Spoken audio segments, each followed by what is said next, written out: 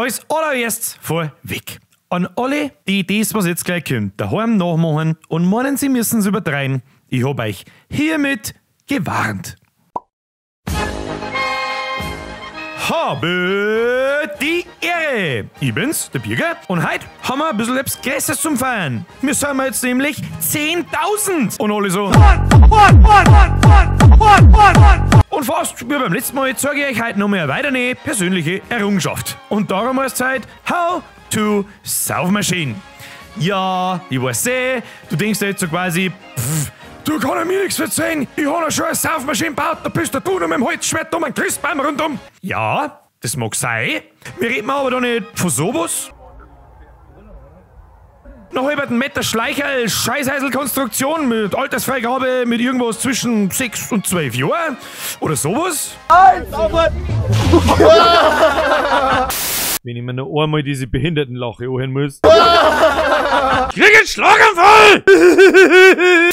Einer unabsichtlich brutal aussehenden Moskau-Raketenabschussbasis, die dann aber die Masse auf 8 Schleicherl aufteilt und du sagenhafte 125 Milliliter saufst. Wenn ich von einer Saufmaschine rede, dann rede ich von der unsaufbaren. Unsaufbar, die Alte! Und wie das ausschaut, sage ich euch, fangen wir an mit Phase 1. Die richtige Vorbereitung. Als sorgfältiger, fleißiger und allzeit allwissender Bayer von Welt legt man sich da natürlich erst einmal einen sauberen Plan an. Da wir wieder keine Pressluft-Kindergartenmaschine mit einem halben Meter Schleicherl nicht bauen wollen, brauchen wir erst einmal unser Kernstück der unsaufbaren, nämlich einen Schlauch. Und ja, der ist 3,5 Meter lang. Da der Schlauch da nicht einfach vom Himmel runterhängt, obwohl mir die Vorstellung gefallen hat, wenn alle paar Meter eine Saufmaschine vom bayerischen Himmel runterhängen hat, wundern das mich eigentlich nicht, braucht man ein Gestein für die Sache. Und zwar eine stabile Holzlatten, wo wir den Schlauch dann ohne machen. Und brauchen wir, ähnlich wie wir es gerade in den Sesamstraßen-Ausschnitte gesehen haben, einen Trichter, damit die voraussichtlich bummvollen Nachlade- und Munitionsbesatzung, deine Spätzinn, da kein Vollbier daneben schütten. Der muss ja gar nicht so groß sein, Hauptsache man trifft da so einigermaßen rein. Als letztes brauchen wir noch nur ein Ventil und ohne, da wir mir da oben ein geschmeidiges Vollbier reinschütten wollen. Und wehe! Irgendwer schüttet da um ein Gasmaß oder sonst irgendeinen gemischten Scheißdreck ein. Dann könnt ihr euch gleich zu den brutalen Saufpreisen zurücklucken und an einen von die 8 Brunzkarre-Schleicherl ohne zuzeln. Sehr fix. Ansonsten rinnt der ganze Scheißdreck da unten natürlich aussehen. Und verschüttet bzw. hergeschenkt wird nix. Und da kein Mensch sein Goschen und das dreckige Dumm da unten ohne halten mag, machen wir unten noch ein flexibles Stücke Schleicherl ohne. Tja, dann schaut die Sache solide und durchdacht aus. Und falls die Frage kommt, ja, das ist ganz normal, dass der die am Bleitel Papier schon ein bisschen Angst macht. Gehen wir weiter zu Phase 2.